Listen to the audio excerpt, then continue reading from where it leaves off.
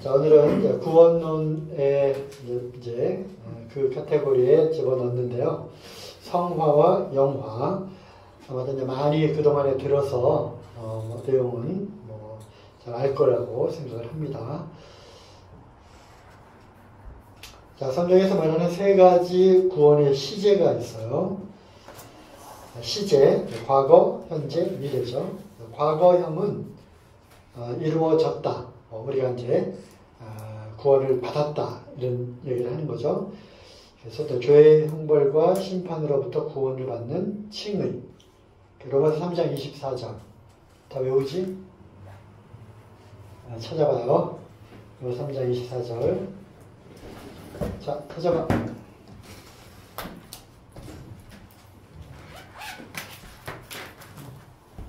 모든 사람이 죄를 범하였으니 하나님의 영광에 이르지 못하더니 그리스도 예수 안에 있는 구속으로 말미암아 하나님의 은혜로 값없이 의롭다 하심을 얻은 자 되었느니라. 그래서 이 아주 중요한 복음에 관한 말씀들은 우리가 외우고 있어야 되는 거야. 그죠? 그래서 우리가 의롭다함을 얻은 자가 되었다. 과거형으로 분명히 말하고 있죠. 에베소 2장 8절은 우리가 잘 아는 말씀이에요. 너희가 그 은혜를 인하여 믿음으로 말미암아 구원을 얻었나니 이것이 너희에게서 난 것이 아니라 하나님의 선물이다. 그렇죠? 이런 중요한 말씀들은 우리가 외우고 있어야 됩니다. 수요 집회 때 조성민 형제님 간증 들었어요? 네. 놀랍죠, 그죠? 야, 정말 놀랍다. 어떻게 성경 암송을 저렇게 할 수 있을까? 근데 불가능한 게 아니다. 저렇게 하면 되는구나. 그래서 성경 암송하는 요령을 우리가 이제 들었는데 참 대단하더라고요. 특히 이제 에베소서 전장을 다 암송한다고 그러잖아. 그리고 갈라디아서 4장까지 또 이렇게 지금 암송한다고 그러고. 그러니까 에베소서는 내가 솔직히 에베소서 전체를 나도 암송하고 싶었어요. 그만큼 에베소서는 굉장히 영적으로 와닿는 느낌이 굉장히 강렬했거든요. 찬송하리로다. 그래서 예수 그리스도의 그 은혜에 대해서 쭉 설명하고, 그 다음에 우리가 구원을 받았고, 그 다음에 그러므로 우리가 이제 어떻게 살아야 하는지, 복음에 합당한 삶을 어떻게 살아야 하는지. 그래서 구구절절이 에베소서는 한 구절도 빠뜨릴 수 없는. 그리고 맨 마지막에 그 영적 전쟁, 그죠?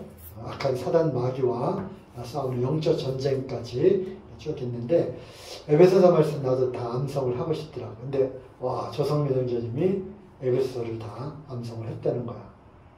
어렵지? 그죠? 그래서 수요 집회 말씀 안 들었던 사람들은 다시 들어보고 한 구절만이라도 우리가 좀 외워보자.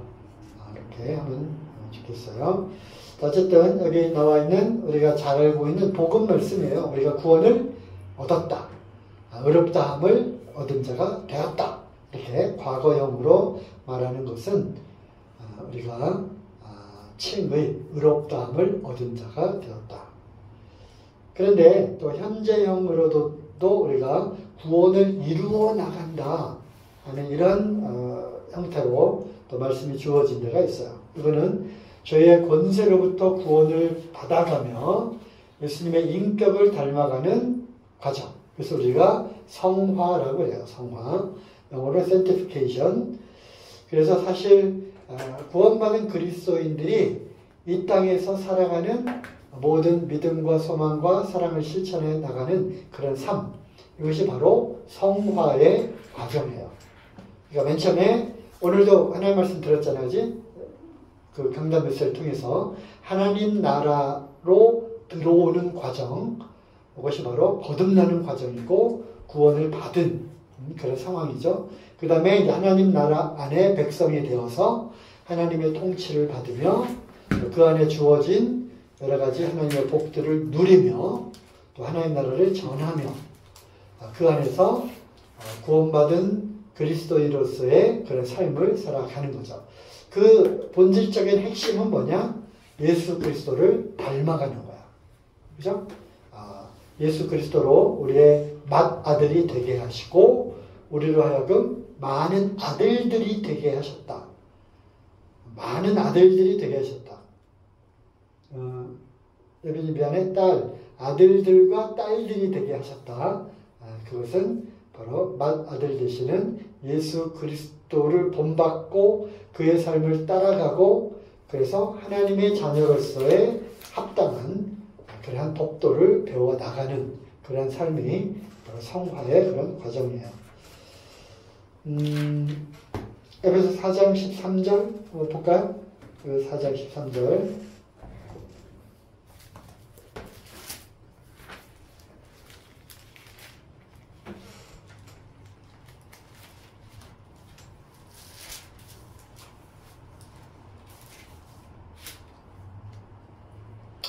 우리가 다 하나님의 아들을 믿는 것과 아는 일에 하나가 되어 온전한 사람을 이루어 그리스도의 장성한 분량이 충만한 데까지 이르리니. 그래서 예수 그리스도의 그 장성한 분량까지 우리가 자라가야 하는 것을 말씀하시고요. 베드로후서 3장 13절 또 찾아봐.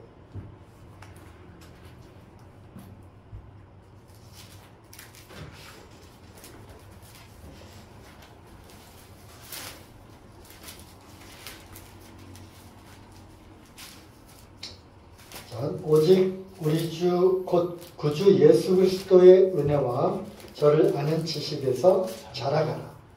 영광이 이제와 영원한 날까지 저에게 있을지어다.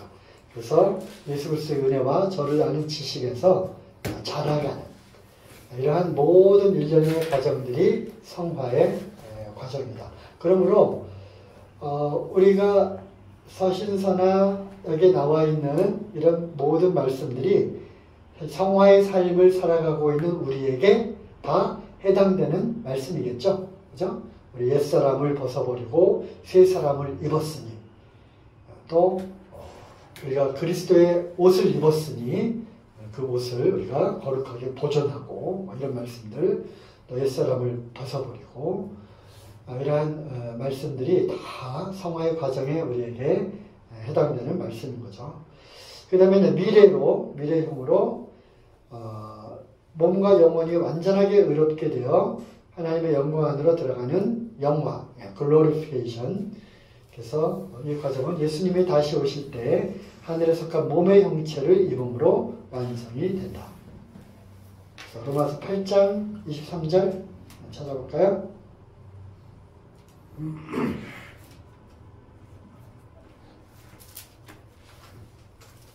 8장 23절.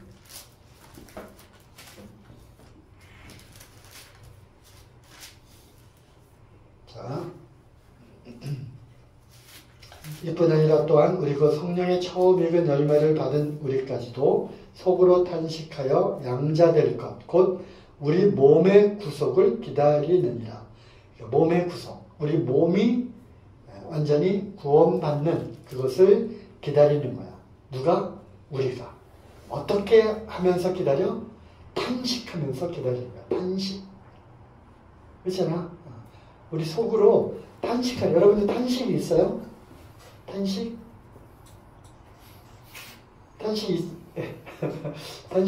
왜 탄식이 있지? 고통스러우니까? 아프니까? 슬프니까? 그냥 일반적으로 안 믿는 사람들에게도 동일한 탄식이 있어요. 그죠? 여기서 말하는 탄식은 무슨 탄식이야? 내 안에 거듭난 이 영혼이 하나님의 뜻을 따라서 살아가고 싶은 마음이 있는데 그렇게 안 되잖아. 그죠? 그게 왜 안 돼? 몸이 있으니까 어쨌든 이 땅에 살고 있는 거야. 빨리 이 몸을 샥 벗어버리고 하늘나라로 샥 가면 그런 탄식과 고통과 슬픔이 없겠죠. 그죠? 그런 게 있는 거야. 그러니까 생각해보면, 이 몸이 있고, 이 몸 안에 거듭난 영혼이 하나님을 향해 살고자 하는 그 마음과 이 몸, 이 육신의 이 정욕과 이런 것들이 충돌하니까 탄식하는 거야. 힘들다. 너무 힘들다. 빨리 하늘나라에 가고 싶다. 그러면서 무엇을 기다리는 거야? 이 몸이 빨리 변화돼 가지고 예수님의 형상처럼 변화돼 가지고 하늘나라에 갈 그날을 기다리는 거지. 그게 바로 몸의 구속. 몸이 영화로운 모습으로 변화되는 것. 그것을 영화라고 그래요. 자, 또 고린도전서 15장. 고린도전서 15장은 무슨 별명이 있는 장이죠? 구원? 고린도전서 15장? 구원? 아니고 고린도전서 11장은 사랑장? 부활? 부활장. 고린도전서 15장은 부활이야. 부활. 그래서 뭐 우리가 부활에 대해서도 또 얼마 전에 또 들은 건데 쭉 뭐 이야기를 하면 부활이 없으면 우리 믿는 것이 헛되다. 부활이 없으면 이 세상에서 그리스도인들이 제일 불쌍하다. 왜 그 모양으로 살아? 그지? 그냥 한탕 멋있게 딱 하고 시작하고 짧고 굵게, 그지? 화끈하게 딱 살고 느리고 누리다가 쾌락도 좋고 뭔가 하고 싶은 거 그냥 쫙 하고 싹 끝나면 이 세상이 끝나면 뭐 그게 끝이잖아. 하지만 부활이라고 하는 즉 이 세상의 삶이 끝이 아니라 또 다른 세계로 우리가 들어가게 되는데 거기에는 생명의 부활로 나오고 또는 심판의 부활로 나오는 거야. 그래서 누구든지 하나님의 심판대 앞에 사는 거지. 그죠? 그래서 무엇을 받아? 거기서 심판, 즉 저치, 판결을 받는 거야. 판결. 네 이름이 생명책에 있느냐 없느냐? 어린 양의 생명책에 그 이름이 없는 자들은 다 빠지지 않는 불못에 던지우더라. 그래서 자기의 행위를 따라 그것을 받는 거예요. 그래서 부활이 있다. 부활이라고 하는 또 다른 세상으로 들어가는 과정이 바로 우리가 소위 말하는 죽음이라고 하는 과정이다. 그래서 부활을 쭉 설명하면서 19절 봐봐요. 19절. 만일 그리스도 안에서 우리가 바라는 것이 다만 미생뿐이면 모든 사람 가운데 우리가 더 불쌍한 자니라. 불쌍하다고 하는 거예요. 그런데 이제 어떤 사람이 이렇게 질문하는 거죠. 어떻게 질문해? 35절. 누가 묻기를, 그러니까 이 당시에도 이런 질문이 있었어요. 너희들이 예수님이 부활했다고 얘기하고 너희들도 이제 죽어도 부활할 거라고 얘기하는데 그럼 이제 질문을 해보자 하면서 그리스도인들을 향해서 질문하는 거야. 누가 묻기를 죽은 자들이 어떻게 다시 사냐? 그리고 만약 부활을 한다고 하면 어떤 몸으로 오냐? 지금 이 몸이냐? 여드름 나고 꼼보나 이 모양으로 오냐? 아니면 또 다른 모양으로 오는데 그때 사람을 알아볼 수 있느냐? 없느냐? 그치? 뭐 이런 여러 가지 질문들이 있겠죠. 우리도 그런 질문을 하잖아. 그죠? 그러니까 36절. 이 어리석은 자들아. 너희는 그것도 모르느냐? 어떤 씨를 뿌리는데 그 씨가 나무의 모양이냐? 사과나무 씨를 심는데 그 씨의 모양이 새끼 사과나무야? 아니잖아. 아니지? 네. 뭐 무슨 나무를 심는 거야. 근데 우리는 나무를 심는 게 아니라 뭘 심어? 씨를 심는 거야. 씨. 그런데 그 씨가 땅에 떨어져서 죽으니까 어떻게 돼?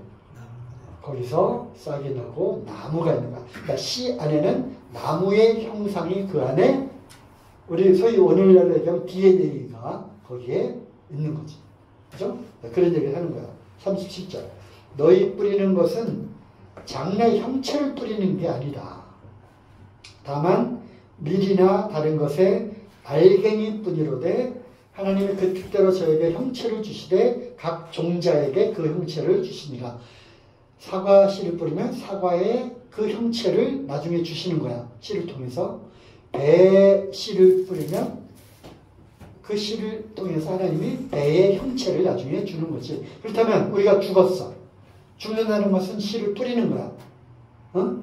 그러면 우리가 어떤 형체로 다시 부활을 해? 그 모르지. 그지? 우리가 씨를 뿌리는 것처럼 죽는단 말이야. 그러면 우리가 부활할 때 우리의 요 생긴 모양으로 나오는 게 아니라는 거지. 그러면 어떤 형체일까? 하늘에 속한 형체를 입는다는 거야. 응? 자, 또 읽어보자고. 육체는 다 같은 육체가 아니니 하나는 사람의 육체, 하나는 짐승의 육체, 하나는 새의 육체, 하나는 물고기의 육체가 있어. 그래서 이제 점점 결론, 답으로 가는 거지. 하늘에 속한 형체도 있고 땅에 속한 형체도 있으나 하늘에 속한 자의 영광이 따로 있고 땅에 속한 자의 영광이 따로 있다. 우리는 지금 땅에 속한 형체를 입고 사는 거야. 하지만 부활할 때는 어떤 형체로 우리가 다시 부활하게 돼? 하늘에 속한 형체로 부활하는 거야. 거기에 한 샘플, 한 본, 첫 번째 부활의 열매로 보여주셨어. 누가? 예수님, 예수 그리스도가 부활하셨단 말이야. 부활했는데 마리아가 무덤으로 달려갔는데 딱 보고서 알아봤어, 못 알아봤어? 못 알아봤지? 엠마오로 가는 두 제자에게 나타나셨어. 제자들이 알아봤어, 못 알아봤어? 못 알아봤지? 제자들이 있는데 예수님이 오셨어. 와! 하고 놀랐는데 도마는 믿지 않았지? 뭘 보고 그분이 예수님인 걸 알았어? 참자로? 요 흔적은 갖고 나신 거야. 그죠? 그래서 어떤 형체로 나올지 우리는 모른다. 하지만 예수님이 부활하신 것처럼 우리도 그와 같은 하늘에 속한 형체를 입게 된다. 그리고 쭉 이어지는 거예요. 49절. 네. 우리가 흙에 속한 자의 형상을 입은 것 같이 또한 하늘에 속한 자의 형상을 입으리라. 이렇게. 그래서 부활을 얘기하는 건 아니고 어쨌든 우리 몸이 예수님 다시 오실 때 호련히 변화되든지 아니면 그때 우리가 이미 땅속에 묻혀 있다면 그 하늘의 형체로 무덤에서 다시 살아나되 지금 우리의 모습이 아닌 하늘에 속한 그런 형체의 모습으로 우리가 부활한다. 그래서 이 부활신앙은 기독교 신앙의 가장 핵심 중에 핵심인 거야. 그 다음에 우리가 영혼, 몸의 관점에서 본 구원을 보면 자, 데살로니가전서 5장 23절 평강의 하나님이 친히 너희로 온전히 거룩하게 하시고 또 너의 온 영과 혼과 몸이 우리 주 예수 그리스도 강림하실 때 흠없이 보존되기를 원하노라. 무엇과 무엇? 영, 혼, 몸. 이것이 예수님 다시 오실 때 우리가 그 앞에 이제 서게 되잖아. 그 섰을 때 우리의 상황, 우리의 모습이 부끄럽지 않아야 돼. 그리고 거룩해 있어야 돼. 우리의 영도, 혼도, 우리의 몸, 육체, 몸뚱아리도. 그래서 열심히 때를 닦고, 그래. 농담하면 안 되는데, 깨끗하게 우리 몸도 보존을 해야 되는 거야. 그래서 우리의 몸을 창기의 몸과 섞을 수 있겠느냐? 그럴 수 없느니라. 너희 몸은 하나님의 거룩한 성전인 것을 알지 못하느냐? 너희는 핏값을 주고 사신 바 되었으니 너희 것이 아니라 하나님의 것이다. 하나님의 것인 너의 몸으로 하나님께 영광을 드리라 하는 거야. 그래서 우리는 영혼, 영 이것만 거룩하고 이것만 깨끗하면 된다? 그렇지 않아요. 그 영혼을 담고 있는 몸도 우리는 정결하게 보존해야 되는 거예요. 그릇이 깨끗해야 그 안에 담겨있는 영혼도 깨끗하게 보존이 되는 거지. 그래서 여기 보면은 영과 혼과 몸이 있다는 거야. 그래서 이것도 역시 구원의 관점에서 보면 영이 구원을 받아야 되고 혼이 구원을 받아야 되고 몸이 구원을 받아야 되는 거야. 영은 뭐냐? 스피릿. 하나님과 소통하는 영역이에요. 하나님과 소통하는 영역. 즉 하나님이 천지를 창조하시고 6일째 말씀으로 창조하시다가 이제는 사람은 직접 흙을 빚어서 만드셨단 말이야. 그럼 그 사람은 아주 특별한 존재야. 흙을 빚어서 만든 다음에 어떻게 했어? 거기에 르아흐, 히브리어로 르아흐, 바람, 생기를 불어 넣으니까 사람이 생명, living soul, 살아있는 생명, 혼이 된지라. 그래서 이제 우리가 이 영의 영역은 하나님의 형상이라고 했을 때 그 형상 뭐냐? 하나님의 영이시니 아무도 하나님을 본 사람이 없잖아. 그죠? 하나님이 영적인 그런 존재야. 우리가 하나님에 대해서 배웠잖아. 그 하나님, 영의 세계에 계시는 그 하나님이 그 하나님의 형상과 똑같이, 그래 하나님이 어떤 영인데 무슨 모양이 있는 게 아니잖아. 하나님의 형상, 이미지라고 하는 것은 하나님의 속성, 하나님의 인격, 하나님의 그 마음, 이거를 우리에게 넣어주신 거야. 그래서 짐승과 사람이 그렇게 구별되는 거지. 근데 이 하나님의 영으로 이제 태어난 그 사람이 죄로 인해서 죽었어. 그래서 2장 1절 보면 너희의 허물과 죄로 죽었던, 이 죽었다고 하는 것이 결국 뭐가 죽은 거야? 영이 죽은 거지, 영. 그래서 이거는 헬라어로 죽었다.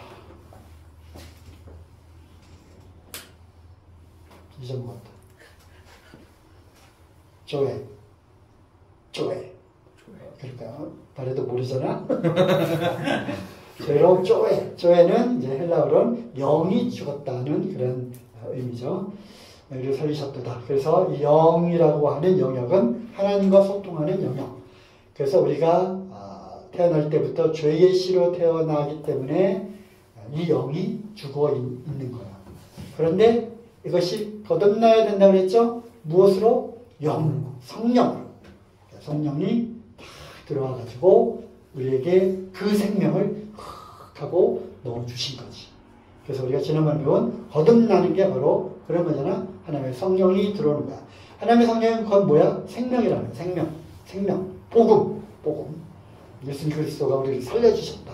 라고 하는 이 복음이 딱 들어와서 그렇구나. 할 때 영이 살아나는 거야. 그래서 영혼 몸의 관점에서 본 구원, 우리가 보통 일반적으로 얘기하는 구원받아야 된다, 거듭나야 된다 하는 게 바로 이 영의 영역인 거야. 그러니까 혼은 뭐냐? 혼은 감정의 영역이야. 보고 듣고 느끼고 슬퍼하고 분노하고 막 하는 거, 기뻐하고 이런 영역이 혼의 영역이에요. 어떤 사람은 영혼 합치고 육, 그래서 이분법으로 얘기하기도 해요. 그런데 혼은 영의 지배를 받는 거야. 영의 지배를 받아요. 그래서 보통 우리가 인격이라고 하면 요거죠. 지정의. 지식, 아는 거예요. 아는 거. 정, 감정, 의지. 의지를 갖고 하는 거. 이것이 하나의 완전한 인격체인 거죠. 나의 사랑하는 자들아 항상 복종하여 두렵고 떨림으로 너의 구원을 이루라. 구원을 이루는 게 바로 영이 거듭났고 혼과 몸은 여전히 구원받지 못한 상태에 있기 때문에 우리의 이 혼적인 영역, 감정의 영역까지도 영의 지배를 받아서 감정의 영역을 다스려 나가는 과정. 이것이 바로 성화의 과정인 거야. 그죠? 자, 팍 깨서 빨갛게 화를 내잖아. 분노는 그 순간이지만 그 분노를 통해서 나를 악한 감정을 갖고 나도 이제 복수할 거야. 죽여버릴 거야. 이런 마음을 갖는 이 감정의 영역을 하나님의 성령, 하나님의 말씀의 영역이잖아. 이 말씀으로 이 혼적인 영역을 다스리는 거지. 아, 원수를 사랑하라고 하셨구나. 그렇구나. 마음에 미워하는 것이 살인하는 거구나. 아, 미워하면 안 되겠다. 그래서 다스려 나가는 거야. 혼의 영역을. 그래서 어떻게 가서 한때 이쪽도 마저 때려주십시오. 이렇게 얘기하는 거지. 그죠? 그 다음에 6. 이거는 영혼을 담고 있는 그릇이야. 너는 흙이니 흙으로 돌아갈 것이니라. 이 흙의 실체가 바로 몸뚱아리란 말이야. 바디. 그래서 그렇지만 이 바디는 아무렇게나 막 팽개치고 마음대로 쓰면 된다 안 된다? 안 된다는 거지. 귀한 보배를 질그릇에 가졌기 때문에. 보배, 영혼이잖아. 거듭난 우리의 새 생명. 이것을 이 그릇 안에, 즉 바디 안에 담았기 때문에 우리의 몸 또한 흠없이 보존되기를 원하는 것이고, 또 이따가 시간 되면 이제 말씀 쭉 나올 텐데, 너희 몸을 하나님이 기뻐하시는 산제사로 드리라는 거야. 그죠? 무엇을 드리는 거야? 몸을 드리는 거야. 어떻게? 부지런하게 움직여서 예배당에 오는 거고, 또 졸리지만 눈을 비비고 일어나서 성경책을 피는 거고, 또 힘들지만 무릎을 꿇고 기도하는 거고. 이게 바로 몸을 거기에 복종시키는 거지. 그죠? 그렇게 하면서 우리의 몸을 무슨 도구로?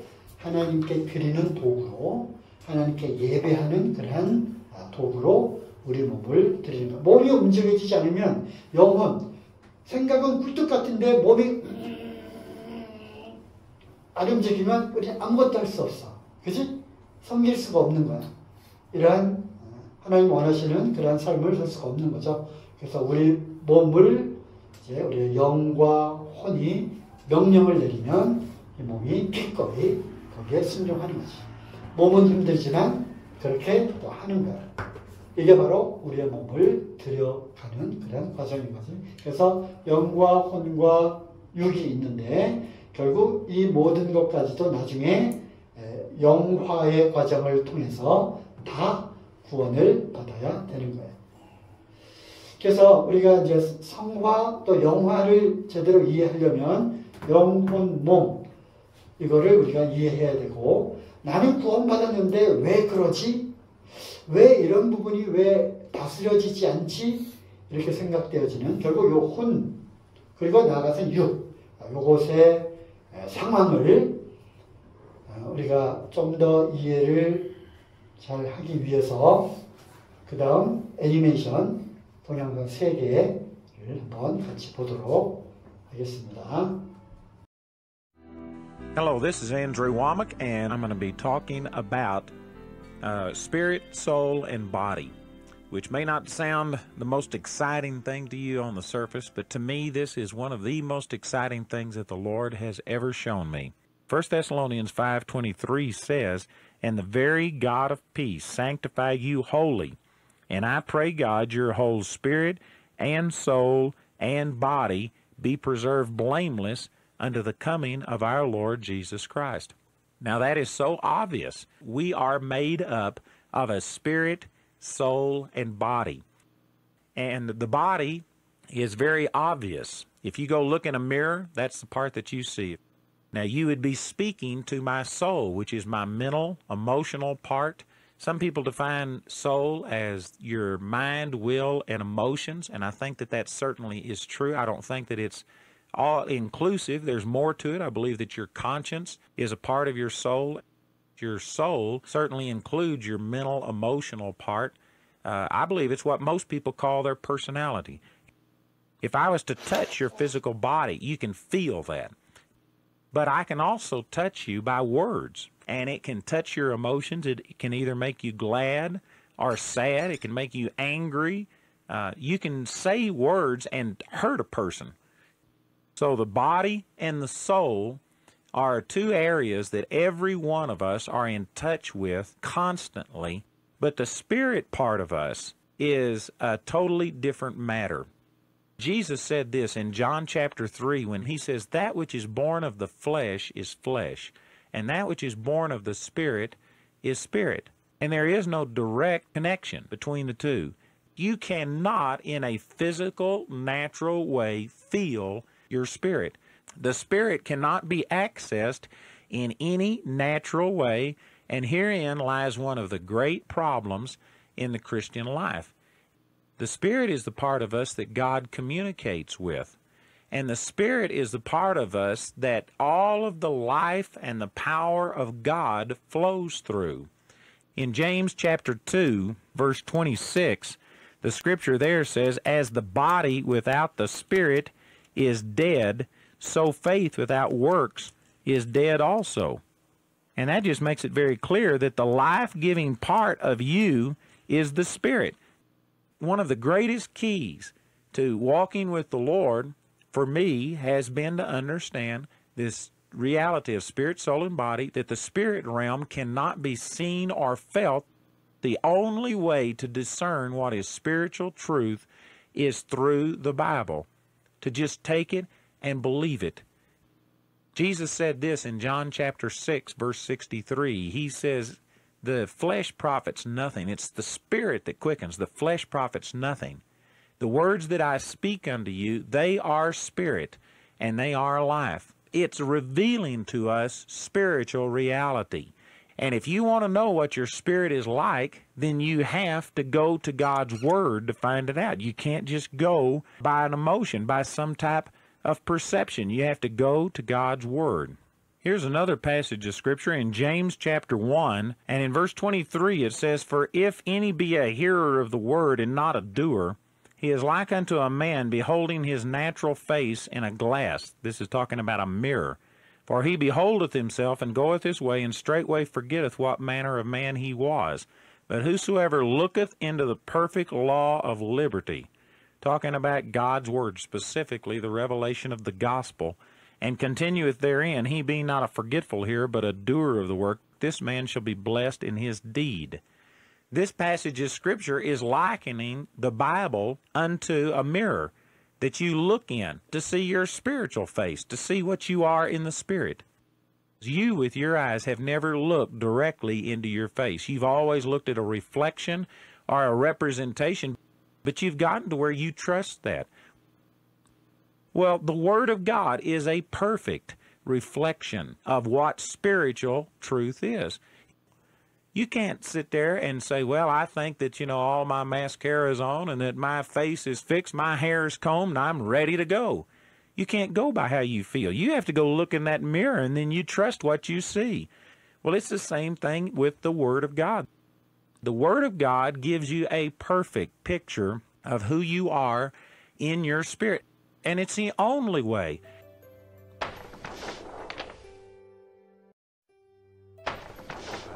There is a total transformation that has taken place on the inside of every person who becomes born again. Now you can see this in many places, but in 2 Corinthians chapter 5 and verse 17, the scripture there says, "If any person is in Christ, they are a new creature. Old things are passed away. Behold, all things are become new." And the next verse says, "And all things are of God, who hath reconciled us unto God by himself." The Lord has totally changed you. It says, old things have, past tense, passed away. All things, present tense, reality, right now, have become new. And all things are of God. Now, if you don't understand this concept of spirit, soul, and body, you are instantly setting yourself up for confusion and frustration and ultimately unbelief. Because you can tell by process of elimination that this is not talking about your physical body. If you were fat before you got saved, you'll still be fat after you get saved. Your body didn't instantly pass away and all things become new. And your soul is also not the part of you that got saved. Because if you were stupid before you got saved, you'll still be stupid after you get saved. If you were depressed, if you didn't know math before you got saved, you will still be depressed. And you just don't instantly know math after you get saved. The soul is not changed. So by process of elimination, you can say it's not your body and it's not your soul. And so that leaves your spirit. Your spirit is a part of you that got totally changed at salvation. When a person makes Jesus Christ their Lord, there is instantaneous change that takes place. And yet that scripture in 2 Corinthians 5:17 says it isn't in process, but it's already done. It's an accomplished fact, a done deal. And if you don't understand that that change takes place in the spirit and has to work its way out into the soul and the body, then you are going to instantly come into unbelief and begin to say, but it didn't change. I'm still the same. And it may cause some people to seriously doubt whether they were ever saved. But your spirit is right now as perfect, as mature, as complete as Jesus is. But when you get born again, your spirit gets elevated. It gets recreated to where it's literally, the Bible says in Galatians chapter 4, that God sends forth the Spirit of His Son into your hearts, crying, Abba, Father. It's literally, when you get born again, your spirit passes away. The old spirit is taken out. It dies, is what the Scripture says in Romans chapter 6, and God places within you the Spirit of His Son. That's what it says again in Romans chapter 8, verse 9. It says, if any man have not the Spirit of Christ, he is none of His. In other words, you aren't truly born again unless you receive God putting the Spirit of His Son in your heart. The Spirit of Jesus has come to live inside of every born-again person, and your spirit and the Spirit of Jesus have intermarried. They've merged. They've become one, so that you are now a totally brand new person, and the identity and the holiness, the makeup of your spirit is identical to Jesus. John 4:24, Jesus said this. He said, God is a spirit, and those who worship Him must worship Him in spirit and in truth. He said you must worship Him in spirit and in truth. So how can holy God fellowship with unholy man? Even at our very best, we still fall short of God's standards. Well, the way it happens is that when you put faith in Jesus, you become born again, and in your spirit, you become a brand new creature that is righteous and holy. You are as pure and holy in your spirit as Jesus is, because it's His righteousness that has been given unto you. In 1 Corinthians chapter 1, verse 30, it says that Jesus is made unto us wisdom, righteousness, sanctification, and redemption. Jesus has become our righteousness. And then as you get your soul in agreement with what is already transpired in your spirit, then you see the physical benefit. Your spirit has to flow through your soul to get into your body, into the physical world. The soul has a valve on it. And basically that is the function of your mind, your mental, emotional part, the soulish part of you. The same power that raised Jesus Christ from the dead already indwells every born-again believer. But if your mind is like a valve, and if it's closed to that, if it doesn't embrace that truth and renew its mind and get to where what you see in the Word of God, in the spiritual mirror, if that doesn't become more real to you than what you see in your physical mirror, then it's possible for this resurrection life that's in your spirit to be completely shut off, just like you would shut the valve on a faucet. And you say, but I feel sick. My body hurts. The doctor says I'm dying. Here's my medical record. And if those things dominate you, that soul can shut off that power so that not one drop of God's life-giving power ever touches your physical body, and you can die sick, having the resurrection life of God on the inside of you. And of course, you can apply that to every area of your life. You can have depression in you. You can have anger and bitterness when the whole time in your spirit there is love, joy, and peace, as it says in Galatians 5:22.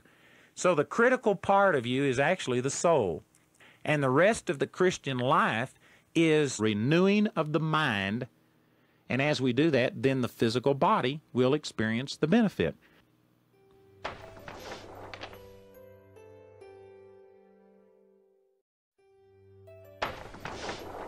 The rest of the Christian life is a renewing of the mind, and as we do that, then the physical body will experience the benefit. Here's another scripture that says this in Romans chapter 12, verse 1. It says, I beseech you, therefore, brethren, by the mercies of God, that you present your body a living sacrifice, holy, acceptable unto God, which is your reasonable service. And be not conformed to this world, but be transformed by the renewing of your mind, that you may prove what is that good and acceptable and perfect will of God. That's Romans 12, verses 1 and 2. In verse 2, it says, don't be conformed to this world. The word conform there means to be poured into the mold of. In other words, there's pressure from the world, from the devil, from unbelievers, from circumstances. You can't go through life without being pressured. You come into this life innocent and pure, but you don't exit that way just automatically. You're going to be melted, but you get to pick what mold you fit into. That word transformed in the Greek is the word metamorpho, and it's the word we get metamorphosis from. The process where a little worm spins a cocoon and then comes out a butterfly. If you want that kind of transformation, change, metamorphosis, so that you begin to start in your physical and emotional realm, changing from the bitter, hurtful person, from the sick person, from the defeated person into the victorious person that God wants you to be. If you want that kind of change, the way it happens, Romans 12:2 says, is by the renewing of your mind. How do you renew that mind? It's through the Word of God. God's Word tells you what is spiritually true. It gives you new values, new attitudes, and you have to conform yourself to what God's Word has to say about you. The knowledge of God's Word is critical. You've got to have it. But you've got to have the understanding of that knowledge, the application of it. In other words, knowledge is like taking food and putting it in your mouth. It's the first step.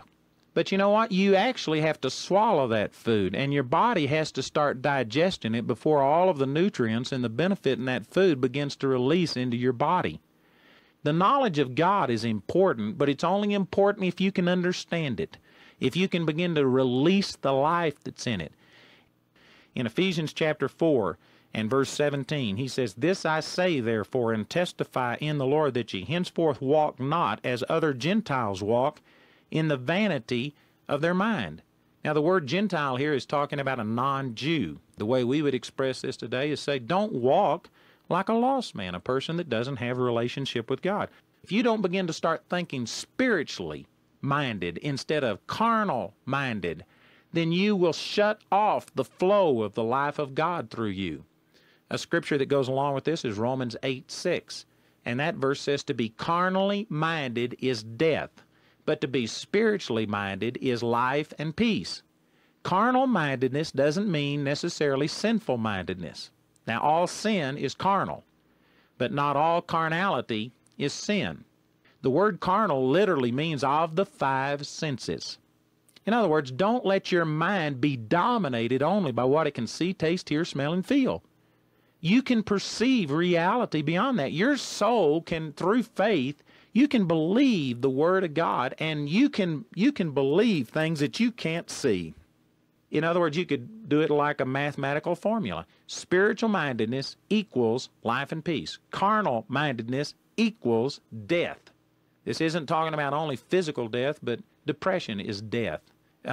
Death is anything that's a result of sin, whether it's the ultimate physical death of your body or if it's talking about the slow death of emotional sadness, loneliness, bitterness, anger, all of those things.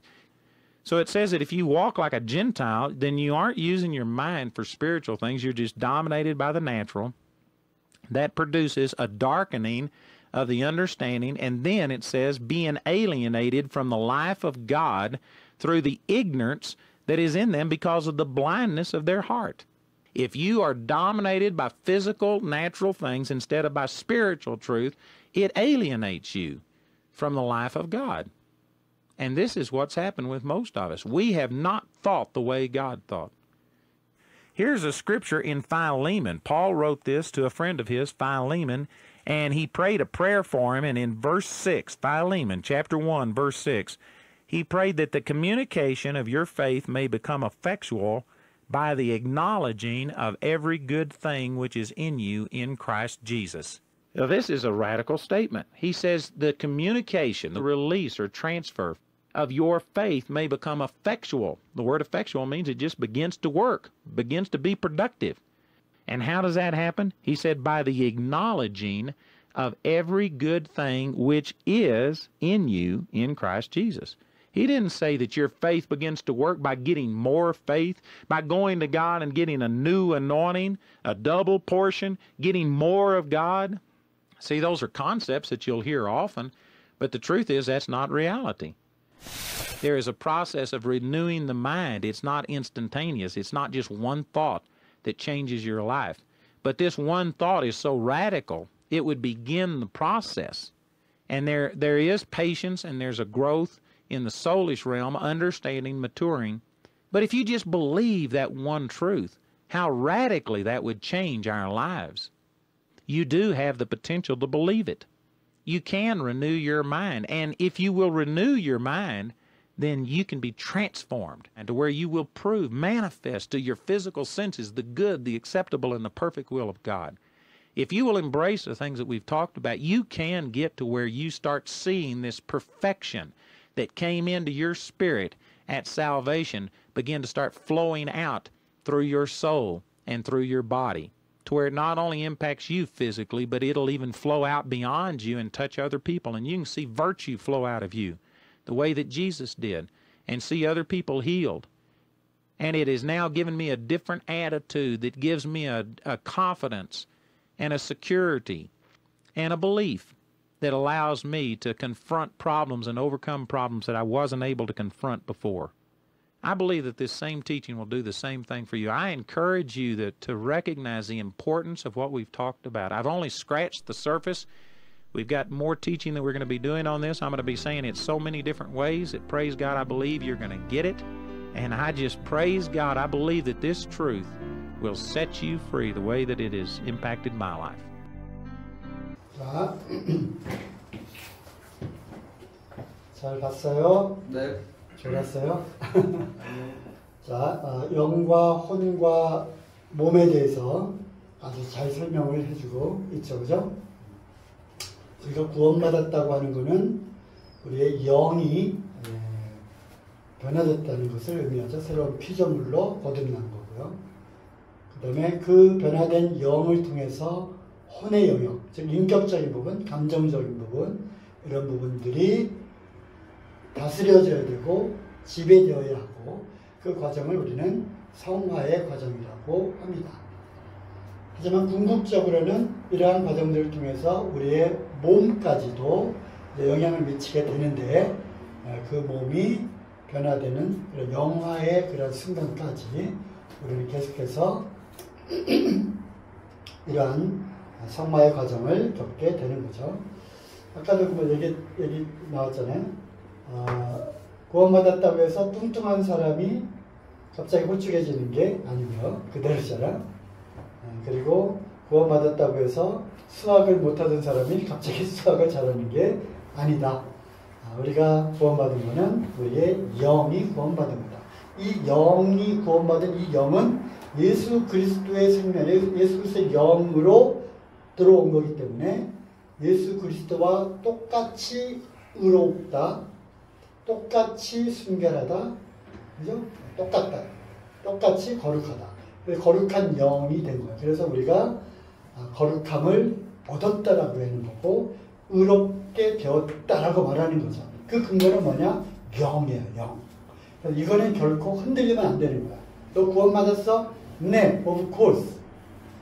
어떻게 해서 내 죽은 이 영이 예수 그리스도의 생명이 내 안에 들어오므로 내 모든 죄가 피값으로 깨끗하게 씻겨지고 나는 그것을 믿음으로 거듭났습니다. 구원받았습니다. 말을 할 수 있어야 되는 거야. 근데 너 사는 모양이 왜 그래? 이게 바로 혼의 영역으로 이 영의 이 거듭난 이 영이 혼의 영역으로 영향을 미치지 못한 결과인 거야. 아까 그 그림에서 봤잖아. 그죠? 그래서 이 혼의 영역에서 우리가 즉 그동안 너무 익숙한, 죄에 익숙한 이런 생활과 습관과 이런 모든 것에서 하나씩 하나씩 새롭게 마음을 새롭게 함으로 변화를 받아, 그죠? 하나님이 기뻐하시고 또 선하시고 기뻐하시고 온전하신 뜻이 무엇인지 분별하도록 하라. 로마서 12장 1절 2절 말씀이잖아. 마음을 새롭게 함으로 변화를 받아. 이게 이제 포인트잖아. 마음을 새롭게 하다. 이게 아까 얘기한 그 변태라고 할까? 변태. 누의 고치가 나비가 되는 그 과정. 메타포, 변태. 그래서 그렇게 변화되어야 된다는 거야. 그 번데기가 얼마나 징그러, 애벌레가 얼마나 징그러. 몇 번데기가 어느 날 갑자기 가다가 몸이 굳어지는 거야. 왜 그러지? 그 애벌레가 징그러 애벌레가 번데기가 됐어. 입에서 실이 막 나와 꼬치가 된 거야. 죽은 줄 알았더니 나중에 거기서 변태의 과정을 거쳐서 나비처럼 확 하는 거야. 그지? 이 변화가 있어. 너희는 마음을 새롭게 함으로 변화를 받아. 이 변화는 바로 이러한 변태의 과정입니다. 변태하니까 이상하지, 그지? 이 과정을 우리가 성화의 과정을 우리가 겪어야 되는 거야. 물론 나중에는 이것이 몸의 변화가 되는 거죠. 나비가 확 날아다니는 거야. 잠자리가 뭐 그런 이제 예화가 있잖아. 잠자리가 계속 꼬랑지를 물에다가 텅 이렇게 하잖아. 그러나 잠자리가 날아다니다가 물에다가 왜 그러지? 알라는 거잖아. 그죠? 알라는. 하나님은 왜 그런 방법으로 이렇게 사용하셨을까? 그게 바로 잠자리의 애벌레가 뭐야? 잠자리의 애벌레를 뭐라고 그래? 장구벌레라고 그래. 장구벌레. 물속에 장구벌레야. 아주 징그러운 애벌레가 다니는 거야.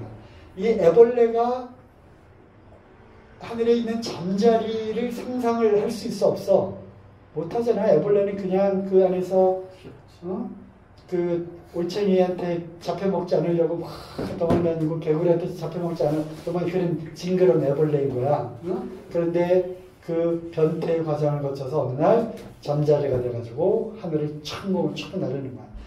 하늘이 창공을 나르는 잠자리의 입장에서 보면은 물속에서 꼬물꼬물 거리는 이 애벌레, 징그러운 애벌레한테 이 소식을 알려주고 싶잖아. 조금만 참아. 너희가 사는 이 물속에, 이 더러운 물속에서 사는 애벌레가 너희 인생의 다가 아니야. 너희들이 죽잖아.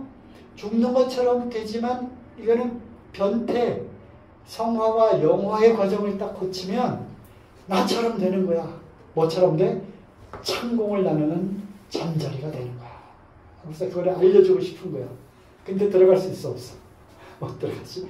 물만 계속 퉁 하는 이 놀라운 부활의 이 놀라운 이 순간, 이 하늘을 쫙 나르고 자유를 얻는 그 희열, 그거를 알려주고 싶은 거야. 그 말씀이 성경에 있는 거지. 우리의 이 잠깐 겪는 이 땅에서의 이 삶은 아무것도 아닌 거야. 우리에게는 그 영광의 이 놀라운 것이 기다리고 있는 거야. 무슨 상태? 몸이 예수님의 모양으로 변화돼가지고 더 이상 이 지긋지긋한 육신의 죄 때문에 정말 그 고민하고 머리카락을 쥐어뜯고 하는 그 고통, 아까 얘기했잖아. 고통, 그걸 더 이상 겪지 않는 정말 찬란한 하늘의 영광이 기다리고 있는 거야. 그러므로 아까 고린도전서 15장이 무슨 장이라고 그랬어? 부활장이라고 했지? 부활장 맨 마지막에 뭐라고 되어 있어? 그러므로 흔들리지 말며 견고하며 주의 일에 더욱 힘쓰는 자들이 되라. 너희는 견고하며 흔들리지 말며 더욱 주의 일에 힘쓰는 자들이 되라. 그게 바로 부활의 약속이 있는 우리에게 주신 말씀인 거야. 자, 이제 우리가 20분까지 한 6분, 5분 정도 남았는데 성화의 과정에서 겪는 그 말씀들 몇 구절 쭉 좀 보도록 하겠습니다. 육체의 소욕은 성령을 거스리고 성령의 소욕은 육체를 거스리라는 거예요. 이게 성화의 과정에서 우리가 겪는 거야. 하나님 말씀대로 살고 싶은 이 영은 그런 소욕이 있어요. 하지만 육체는 옛 습성에 길들여져 있잖아. 이거 싸우는 거야. 그래서 오늘 누가 그렇게 감사했잖아. 돼지가 시궁창으로 다시 들어가는 거지. 개가 토해 있는데 다시 먹는 거야. 나 어렸을 때 그런 장면 봤어. 똥개들 많이 돌아다니면 토해. 그랬더니 또 그걸 먹어. 개가 토했던 것을 다시 먹는 걸로 이 육체의 소욕을 비유를 했는데 자꾸 이게 싸우는 거야. 반복되어지는 이거와 성령의 그것이 싸우는 거지. 이 둘이 서로 대적함으로 너희 원하는 것을 하지 못하게 하는 거야. 이게 바로 우리가 살고 있는 현실적인 성화의 과정에서 겪는 그러한 싸움이고 그런 아픔이 있는 거예요. 그리고 계속 이어져서 성령의 소욕은 성령의 열매들, 그죠? 사랑과 기락과 화평과 온유와 오래 참음과 자비, 양선, 충성, 온유, 절제 이런 게 있잖아요. 그래서 요새 사람들은 봐봐요. 영혼, 육체와 함께 그 정과 욕심을 그죠? 이것을 어디에 못 박았어요? 십자가에 못 박았느니라. 만약 우리가 성령으로 살면 또한 성령으로 행할지니라. 영혼, 몸. 이 말씀에 다 들어있잖아. 우리의 몸과 혼과 육체의 소욕과 감정적인 부분, 나의 인격이라고 하고 살아왔던 이 부분들은 예수 그리스도와 함께 십자가에 못 박혀 죽었나. 그런데 이제는 내가 산 것이 아니요 오직 내 안에 그리스도께서 사신 것이다. 갈라디아 2장 20절 말씀이거든요. 우리는 성령으로 거듭난 사람들은 이제 무엇으로 사는 거야? 성령으로 사는 거야. 성령으로 혼의 영역을 지배하고 누르고 육체의 소욕을 누르고 지배하고 그렇게 사는 거야. 저절로 된다? 아니다. 영적인 훈련의 과정이 필요한 거지. 오라 나는 공고한 사람이로다. 이 사망의 몸에서 누가 나를 건져라. 그래서 사도 바울이 탄식하는 거야. 이 몸뚱아리. 여기서 정말 벗어나고 싶은 거야. 이 변태의 과정을 거쳐가지고 이 하늘에 속한 신령한 몸으로 빨리 변화되고 싶은 거야. 그 방법이 뭐야? 두 가지잖아. 하나는 일찍 죽는 거. 죽으면 몸에서 벗어나는 거지. 그죠? 또 하나는 뭐야? 예수님 빨리 오셔서 나팔 소리가 탁 날 때 우리도 호련히 확 변하는 거. 휴거. 이거를 기다리는 거야. 탄식하며 기다리는 거지. 그래서 우리에게는 이 소망을 갖고 인내하는 거야. 그래서 인내의 삶을 사는 거죠. 예수를 죽은 자가 영혼, 몸. 잘 봐요. 영이 너희 안에 거하시면 예수를 죽은 자가 살리신 이가 너희 거하시는 그의 영으로 말미암아 너희 죽을 몸도 살릴 거다. 영화. 그렇죠? 이와 같이 성령도 우리 연약함을 도우시나니 근데 우리가 그냥 이제 너희 구원받았으니까 알아서 살아 이렇게 하시는 게 아니야. 하나님께서 우리에게 성령님을 보내주셔가지고 우리를 도우시는 거야. 우리를 인도하시는 거고 우리의 연약함을 막 돕는 분이야. 성령의 역할이 말할 수 없는 탄식으로 우리를 위하여 친히 간구하십니다. 그러므로 이 하나님의 사랑은 끊을 수 없는 거야. 우리가 심지어는 죄를 짓고 좌절하고 낙담하고 실패하고 슬퍼하고 있을지라도 성령께서 우리를 끝까지 도우시고 그죠? 포기하지 않으시고 그리스도 아들을 주신 그분이 그 사랑이 우리도 여전히 끝까지 우리를 사랑하시는 거야. 그러니까 우리가 이 구원받은 이 성령으로 살아야 되는데 그렇게 하지 못했다 할지라도 거기서 훌훌 털고 다시 자백하고 회개하고 거기서 다시 일어나서 또 가야 되는 거야. 그래서 성령님께서 그것을 도우십니다. 하나님은 우리를 결코 포기하거나 이 사랑의 끈을 놓으시는 분이 절대 아니야. 그러니까 좌절하면 안 돼. 다시 훌훌 털고 그 자리에서 일어나는 거야. 오케이? 자, 예수님께서 이미 그 육체의 고난을 받으셨어. 예수님이 이 땅에서 육체를 입고 사셨잖아. 그러니까 살아보셨기 때문에 어떤 고난이 있다는 것을 알아 몰라? 안단 말이에요. 알아. 그래서 그분께서 육체의 그 고난을 받은 자 죄를 끝쳤어.